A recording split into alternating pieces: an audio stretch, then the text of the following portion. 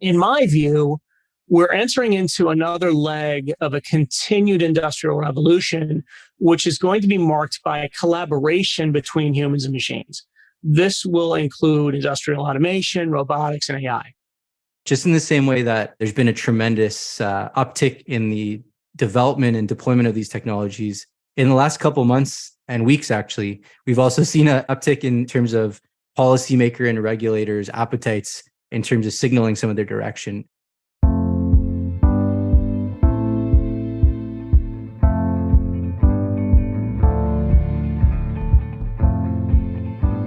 Welcome to Living Beyond Borders, a podcast from Citi Global Wealth Investments and GZERO Media. On this program, we examine global risks and opportunities from the angles of both politics and economics. I'm Shari Friedman, Managing Director of Climate and Sustainability at Eurasia Group. It's the technology Bill Gates called revolutionary and compared to the game-changing inventions of the personal computer and the mobile phone. Artificial intelligence, more specifically, generative AI. By now you've probably heard of ChatGPT. It's been on nearly every news program and was even featured on the cover of Time magazine. And there's many similar competitors hitting the market globally. So what is generative AI? Well, let's ask ChatGPT. I'm typing the question into the OpenAI program now. Here's what it produced. Generative AI is an exciting and rapidly evolving field that has the potential to revolutionize the way we create and interact with digital media. However, it also raises ethical concerns, such as the potential for malicious actors to use these technologies to spread disinformation or manipulate public opinion. All right. So, what are the implications of this so-called age of AI? And what does it mean for jobs, the economy, and even democracy itself? That's what we're here to talk about today. My guests are Archie Foster, Managing Director and Head of Thematic Equities at Citi Investment Management. Welcome, Archie. Thanks for having me. And Dev Saxena, Director of Geopolitics and Technology at Eurasia Group. Hey, Dave. Hi, Shari. Great to be here. Looking forward to the conversation. So, Archie, first let me ask you about your title because it's relevant to this discussion. Define thematic equities for our listeners and how it applies here. From my perspective, it's really a focus on companies tied to longer term secular changes in how society lives and how companies operate. It captures changes in things like how we work, where we live, what we experience, how we experience things, and how we spend our time, and so on. It's longer term in nature, and it's different than investing based on economic cycles or short-term trends. Regarding its relevance to this discussion, it's very early days, but AI has the potential to eventually impact in varying degrees almost everything we do, from work to healthcare to mobility to entertainment and so on. So it's very, very relevant thematically. So it sounds like you have a lot of overlap with what Eurasia Group does. You're looking at the general trends that are going to have material impact on your investments. So to both of you guys, there's this enormous amount of enthusiasm and also some trepidation about the rapid expansion of generative AI technologies. Is this a revolutionary moment, or is it really too soon to tell? So it's certainly a noteworthy moment. There's no doubt about that. Whether or not it's revolutionary, I think we'll only know in retrospect, but there's no arguing that the pace of commercial innovation that's been happening over the last couple of months has been incredible in the generative AI space. Almost on a daily basis, we're seeing new product launches, new strategic partnerships, very large financing rounds for companies in this space. And the biggest technology players in the world have released multiple products that feature generative AI. So those are firms like Google, Microsoft, AWS, NVIDIA. They're scaling it very, very quickly. And so the technology is becoming increasingly ubiquitous. We're going to see in the next couple months that it'll be integrated into everyday products that we use, whether it's our emails or productivity tools like Word documents. And all of a sudden, I think we'll realize that we're using it just as any other technology that we use daily. And at the same time, there's also going to be, and currently is, a new wave of startups that will focus on deploying generative AI technologies at the enterprise level as some of these companies become more and more specialized. So we're going to start seeing this technology be pushed further and further into the market. And when we look back on it in retrospect, I think we will see this as a moment where there was an inflection point for AI and the use of AI in our everyday lives? The thing you got to think about is AI has actually been around for a while. It's been evolving for decades, really. It started in World War II. What's changed is that previously AI could only really read and write. And now it's evolved to being able to understand and create content as well. I think we have to be a little bit careful about some of the big assumptions that are being made, particularly around the degree of change and importantly, sort of how soon changes are likely to happen. The hype machine is revving up pretty good at the moment. And we have seen similar movies before where the promise of parts of tech either sort of never arrives or takes a lot longer than people expect it to arrive. But that being said, in the case of AI, things are moving very fast, and each subsequent model becomes more and more powerful by sort of a number of degrees. And with the shift in AI towards being able to understand and create, we seem to be at an inflection point in terms of what it can do. And given the degree of improvement in each iteration, sort of from here, I'd imagine that we've sort of crossed the Rubicon, as it were. It also, to me, seems that the path to monetization here may be shorter than other previous tech sea changes because something that Dave already mentioned, we're seeing the initial use cases as being additive to technology that's already available in the marketplace. So to me, adoption and monetization is likely to be relatively fast. And that's not to say that, fascinating and exciting new use cases aren't coming. They definitely are. But the fact of the matter is that there's a large amount of productivity that can be released by making current already powerful technology tools more intuitive and useful to the layperson. As an example, the average person using PowerPoint or Excel or Bloomberg is really just scratching the surface in terms of what these tools can actually do because they're hard to use. Generative AI makes it more simple. So to me, there's a lot of low-hanging fruit that can be harvested pretty quickly. So it's been evolving for some time, but it's at the point where it probably does become revolutionary, most certainly in what it's going to be able to do well into the future, but importantly, what it may be able to do now. So let's unpack both these opportunities and the challenges right now.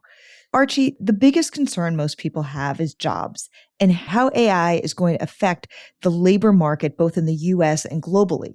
So what do you see as the short-term and long-term implications? First of all, there is a whole lot of hyperbole which is out there that I think we need to cut through a little bit. There are headlines screaming that AI is going to cause, 300 million job losses and so on. I think that's a very simplistic way of looking at things. And it also implies that we'll see mass job losses immediately, which I don't believe. We've got a significant demographic issue in many areas of the world as the population ages. So we have to think about AI and what it can do in the context of this. I'd say that because of that, we're going to need some help in order to keep output going at the level that we need it. And that's on a global basis. Labor scarcity is a real issue. And I'm not sure it's just a cyclical or COVID phenomenon. So AI will help in this way. Also, all types of automation, including AI, is going to be needed to pick up the slack as the population ages. So in other words, we're going to need scarce labor resources doing more productive jobs. Second, technology has been, quote unquote, taking jobs since the start of the first industrial revolution. Ask yourself, where did all the telephone operators go? Ask yourself where the painters and welders on the auto floor went. There's lots of other examples of this. So this is a continuation of something that's been going on for a long time. And guess what? Job growth has continued through all of this. It's just that we've moved to different types of jobs. So when you're looking at AI and you're looking at jobs, realize that we're not operating in a vacuum. There are lots of other things going on here. The difference this time is that this particular technology has the propensity to disrupt parts of the knowledge economy. It's not just manufacturing. And this, I think, has caught the attention of some people as it does seem like a bit of a shift. But even here, I note that it's not unprecedented. The PC and internet ages ushered in a heck of a lot of change in white collar areas as well. So for instance, compare what the floor of the NYSE looked like, 30 or 40 years ago versus what it looks like now. It's very different and there are less people there. In my view, we're entering into another leg of a continued industrial revolution which is going to be marked by collaboration between humans and machines. This will include industrial automation, robotics, and AI. So for the foreseeable future, I would envision much of AI being used collaboratively, sort of increasing the productive output of knowledge workers versus displacing them. There's a debate right now about whether AI is going to lead to companies doing the same amount of work with less people or doing more work with the same amount of people. And logically, I kind of come down on the latter. Mm-hmm. That's not to say that there's not going to be displacement or disruption in parts of the labor force. There will be. And I'll go back to the telephone operator example. They don't exist anymore, and there are going to be jobs that don't exist anymore. I'd imagine that jobs performing basic research and data analysis function will be in jeopardy. Things like credit analysis, insurance claims, media planning, customer onboarding, back office, and things like even textbook writing and call center employees. That's where you're going to see some disruption, absolutely, but I don't think it's a zero-sum game. One important nuance to add to this discussion is, particularly in the early phases of the deployment of a new technology, we won't see individual jobs being lost immediately. Where we will initially see the augmentation is around tasks, the modification of tasks as people start adopting new technologies like generative AI into their day-to-day workflows. As time passes and we understand what the implications of that or how workflows change, then you'll start seeing the nature of jobs change. So we're kind of in the early days of this. And as these products get deployed, we'll start understanding where the initial use cases are, which tasks are being impacted, which jobs have the most tasks which are impacted, and how that can impact wages and the value of particular jobs. And that'll be a function of where companies are trying their best to create use cases. As the technology becomes more ubiquitous and there's more innovation in the space and it starts flowing across the economy more broadly, then we'll understand the broader technological impact on other sectors. The other piece I think that's really important is this has been an area that's been a challenge for policymakers to solve in many other cases. So if we think about other major disruptive factors to economies, you can use the analogy of globalization as a major macro trend, which is a confluence of a number of different policies coming together, both on the technological innovation side and on the trade side. You could also talk about climate as people talk about climate adjustment to particular communities and jobs. But it'll be a challenge for policymakers to successfully and in a targeted way transition employees or people who have jobs that are impacted by this technology in a way where they develop a skill set that can then accommodate new technologies. I mean, that is the challenge that policymakers face. They've done it with varying degrees in different geographies in the past, but I think it's an area that should be of more focus in trying to bring new ideas to the table in how we can properly transition some of the workers that are most impacted by these technologies. Yeah, the economy is dynamic, and I think it's very difficult to be able to predict how that's going to play out in a very dynamic economy. And Dave, you had mentioned that this is similar to other sectors. And back when I used to do macroeconomic modeling around climate change, it was very difficult to understand the impact of reducing carbon because you could only tell what the definite impact was going to be or the predictive impact was going to be on the sectors that we saw, but you couldn't tell what the new sectors were going to be or what the shifts in the, of the balloon were going to be as you squeezed one side of the balloon. Where was that going to go? Dave, you spend your days talking with companies across the economy, financial institutions, corporations. I'm curious to know, what do you see the overall impact is to different pieces of the private sector? What do you say to corporations, or for that matter, any large organization, about what the technology changes will mean for them? Yes, this is a question that we're talking to our clients about almost on a daily basis.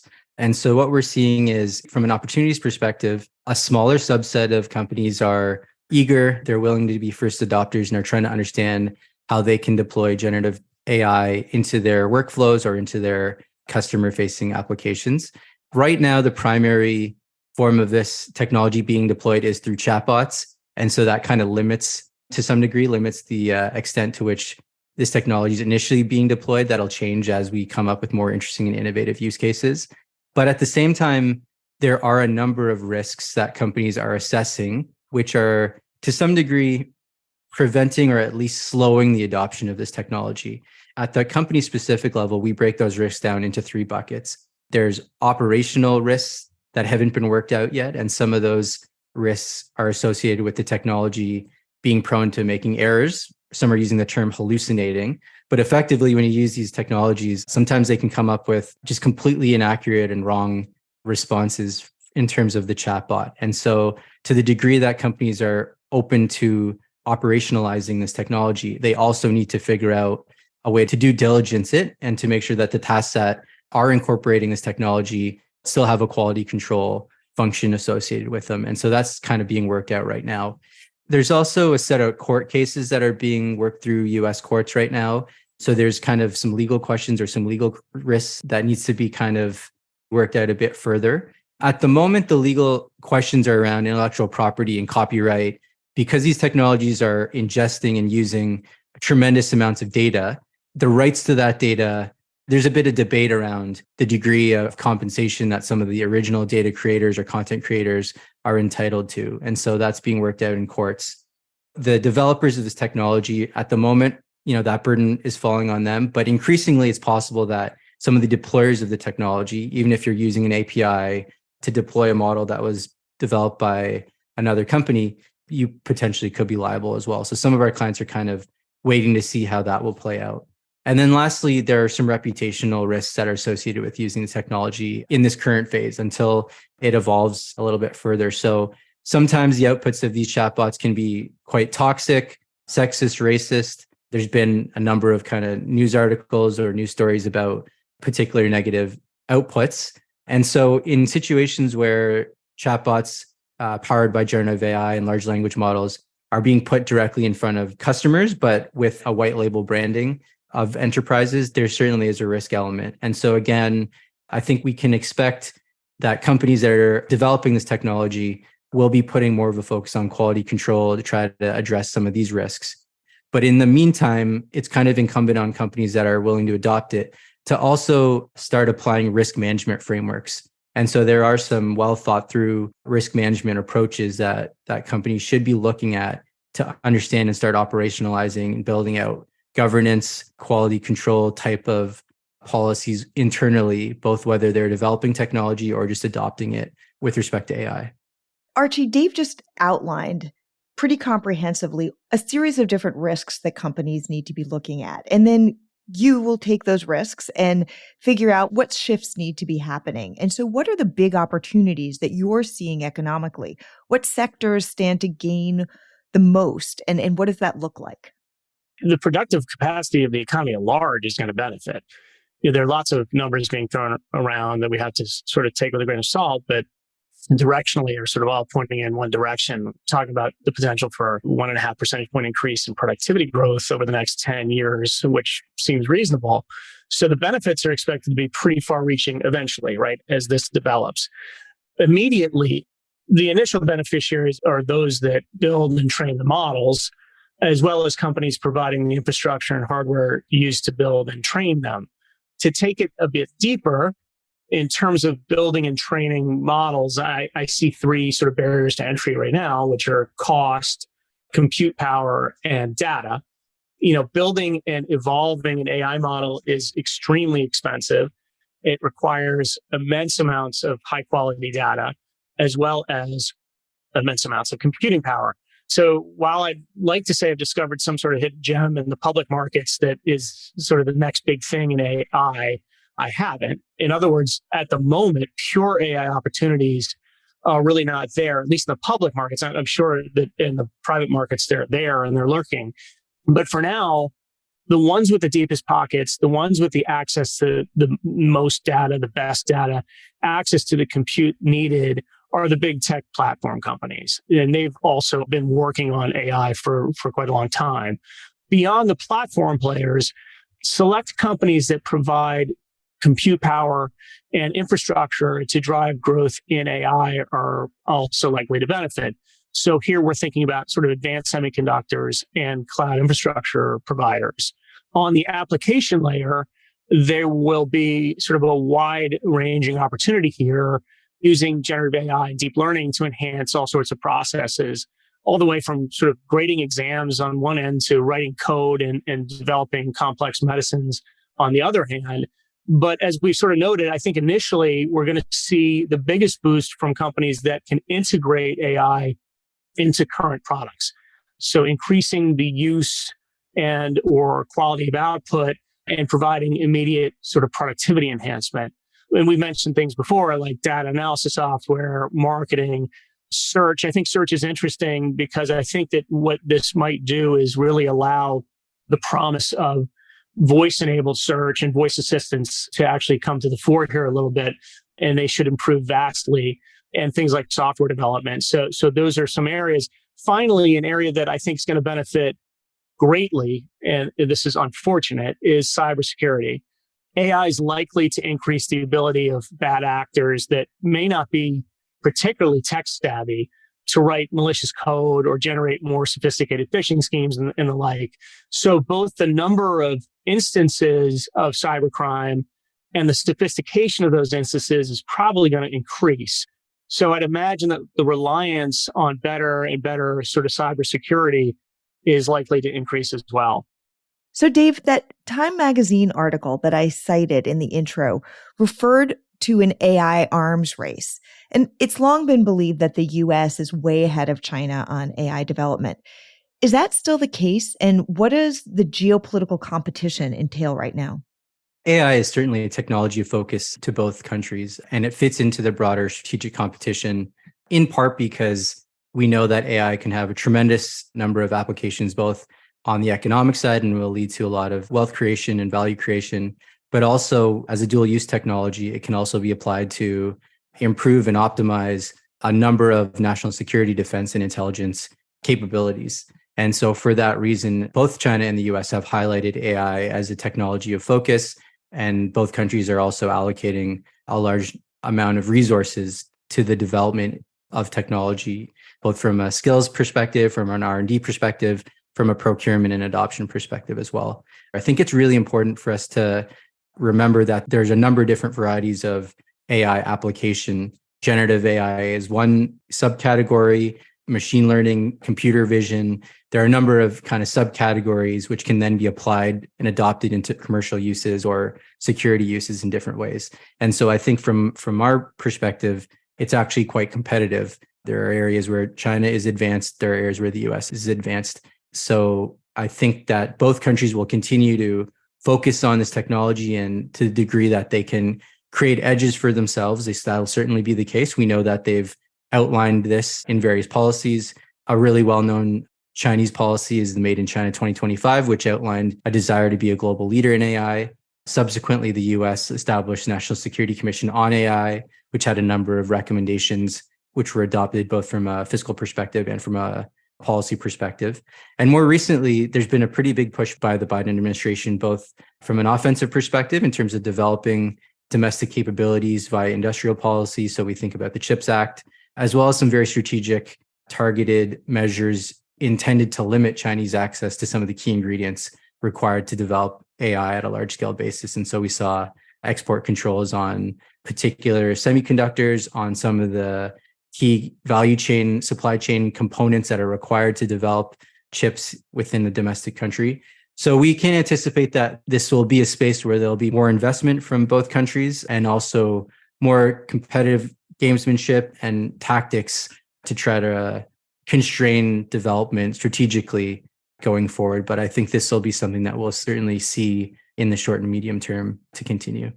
Important both security-wise and also economically. So there'll be that competition continuing. Archie, it's fair to say that the regulatory environment has not, in most cases, with perhaps the EU being an exception, caught up to the realities of this new technology. How do you see regulation affecting the sector? In terms of AI oversight, we're really only barely getting started. And I think it's a bit ironic that the industry itself seems to be pushing the narrative.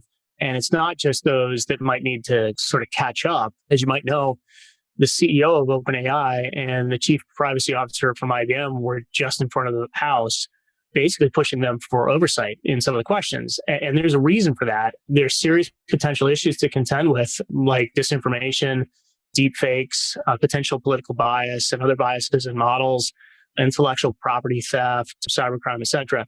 The question is, what does regulation actually look like? You don't want to regulate to the point of choking off what could be a very important sort of game-changing technology before it gets started.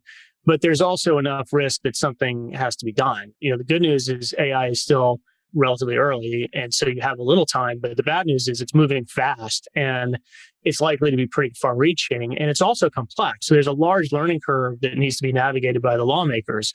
You just sort of hope that it doesn't take a bad issue to get everybody moving with a proper sense of urgency. That being said, there are some common sense rules that are being talked about.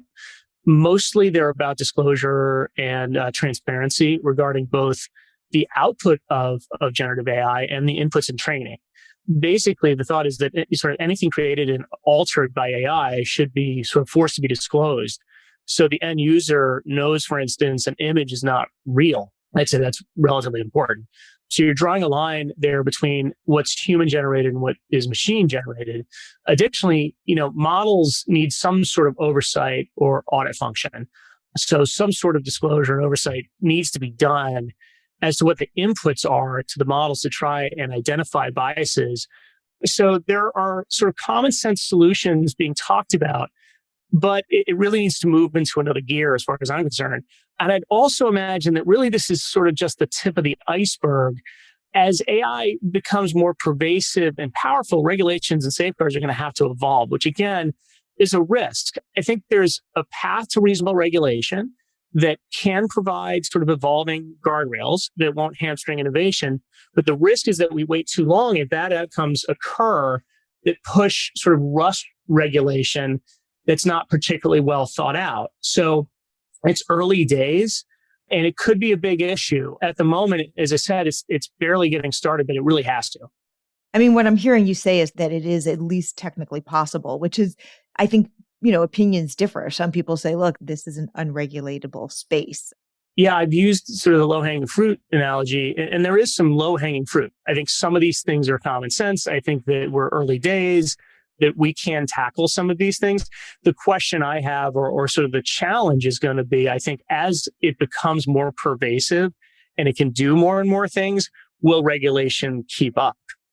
Dave, taking this to a specific example, 2024 is a massive year for elections globally, including in the US as we head into another presidential cycle. How big a concern is generative AI in terms of being a weapon of mass disruption, as Eurasia Group has called it this year? And do you think it's possible to have regulations or anything that can curb this? We do see the 2024 election, both in the US, but in a number of major democracies globally, as a signpost for the impact on generative AI in terms of destabilizing democracies and potentially having impacts on geopolitics. And so we had kind of signaled this risk earlier in the year, but our hypothesis was that the US, which has, principally been an exporter of democracy historically, and US technology, which has generally been a liberalizing force around the world or from a globalization perspective, now is a primary exporter of some of these technology tools which are undermining democracies, whether or not that's intentional. That's certainly been a consequence if you think about some of the impact of social media platforms and deepfakes, which leverage AI. So it's very likely we think that generative AI will accelerate that trend in the sense that it provides low-cost, high-quality tools to some of the bad actors that Archie had mentioned. And so it'll likely accelerate disinformation and cybercrime. So the US presidential elections, we've already seen a couple examples of generative AI powered images and videos being used in pretty sensitive political discussions and being picked up on social media and going viral. And this will very likely also be the case during the election timeframe, both in the US, but also in other major democracies like India, Indonesia, Taiwan has an election. In the EU, there's a parliamentary election coming up. We may also have parliamentary elections in Canada and the UK. So I think countries were already kind of struggling with how to, police or regulate or mitigate these, fundamental risks to democratic processes. And unfortunately, this technology, both in its application, in that it replicates or creates, very authoritative in some cases sounding or photorealistic videos and images, which can be viewed as being accurate. Both it powers it and also it makes it quite ubiquitous. Like it's quite easy to get access to these tools. In some cases, you just have to pay a pretty low cost or they're free. These types of technologies will scale, this year and be well distributed in the years when these elections are coming up. And there has not really been, thoughtful or particularly effective processes which countries can use to try to mitigate that risk. So it'll be quite challenging. With respect to your question on the regulatory front, it's not that these technologies are unregulated, because right now they actually are being regulated. It's a question about how effective the regulation is. And so just in the same way that there's been a tremendous uptick in the development and deployment of these technologies in the last couple of months and weeks, actually, we've also seen an uptick in terms of policymaker and regulators' appetites in terms of signaling some of their direction. There's a couple of different models that we're seeing that I think are important for some of our listeners to understand. In the European Union, they're actually quite advanced in their development of legislation related to artificial intelligence. In that case, it's a comprehensive piece of legislation that focuses on particular use cases of technology. The challenge that they've faced, which is kind of perennial for all lawmakers, is that the technology sector moves so quickly. So they kind of were caught in a place where when generative AI went viral, it wasn't particularly framed into the existing legislation. And so they've had to quickly kind of try to figure out how to adopt it in. But we can anticipate that the EU legislation will be finalized this year or certainly next year. Canada is also in the middle of putting through some comprehensive legislation on AI. And in the US, we've seen some interesting activity over the last couple of weeks. US regulators, for example, at the FTC, at the Department of Justice, have actually been very proactive recently to try to point out that existing laws can be used to try to mitigate some of the harms associated with AI. So if you think about what the DOJ can do on discrimination, what the FTC can do on deception, and some other regulators like the CFPB on credit lending, AI and being used in credit, AI being used in hiring. So they've been quite keen to try to signal to markets that there is a police on the beat. How effective that is, we'll see when they bring forward cases. And then simultaneously, US lawmakers in Congress have been more recently putting forward different frameworks. For example, Senate Majority Leader Schumer has foreshadowed that he intends to bring something forward. Our view on this at EG is that currently that's very low likelihood in terms of federal legislation at the US level, just as a function of congressional gridlock.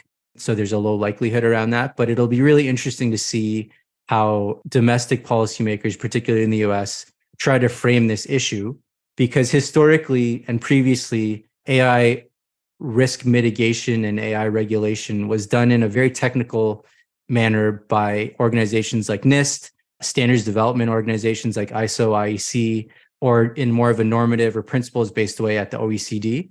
So there's been a bit of a disconnect kind of from this very technical or high-minded approach. And now we're trying to get, the rubber's hitting the road in terms of practically putting out regulation that'll really impact innovation and impact firms on the day-to-day.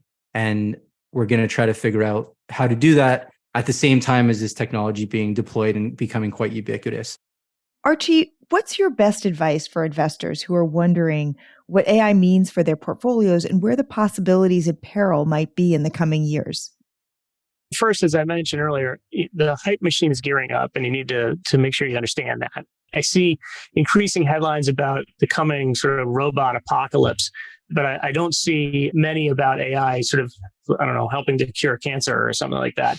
So I'd suggest taking sort of a level-headed approach to these when you see them. And that's not necessarily on a portfolio level, just on a day-to-day level. Second, as with any exciting new technology, while there will be some wonderful new companies born from it, there will also be a number of companies with less than fully baked models that are still able to attract funding.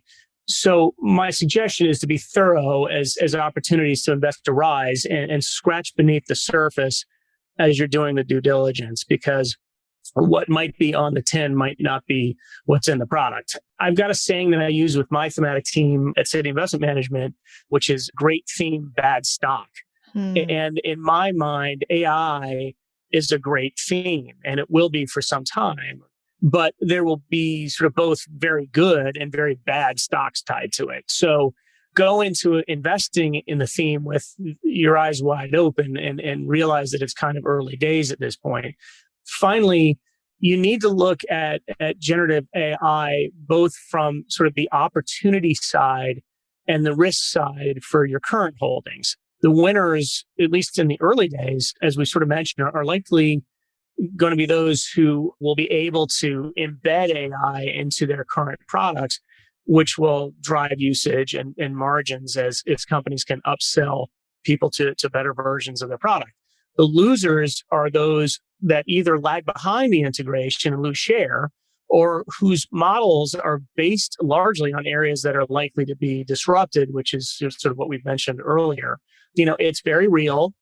It's likely to move pretty fast. And investors need to be thinking about the companies in their portfolios now and figure out what side of the opportunity they fall on.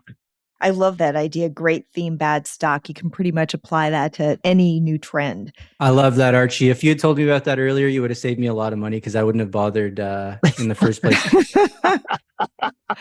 Well, we're going to have to wrap this up. Archie Foster, Managing Director and Head of Thematic Equities at Citi Investment Management, and Dev Saxena, Director of Geopolitics and Technology at Eurasia Group. Thanks to you both. Absolutely. Thank you for having me. Thanks, Shari. Great to be here. Great conversation. And that's it for this episode of Living Beyond Borders. Listen to all the season's episodes by heading to gzeromedia.com and click on the Living Beyond Borders tab. Or you can find episodes in the GZERO World podcast feed wherever you get your podcasts. For GZERO, I'm Shari Friedman. Thanks for listening.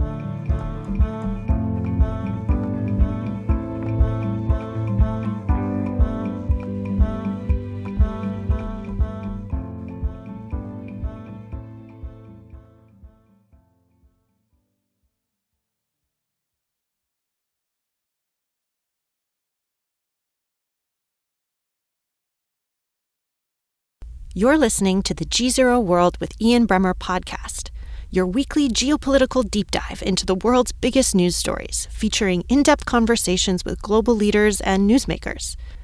To get more of GZERO's insights on global politics every morning, sign up for our free newsletter, GZERO Daily, at gzeromedia.com.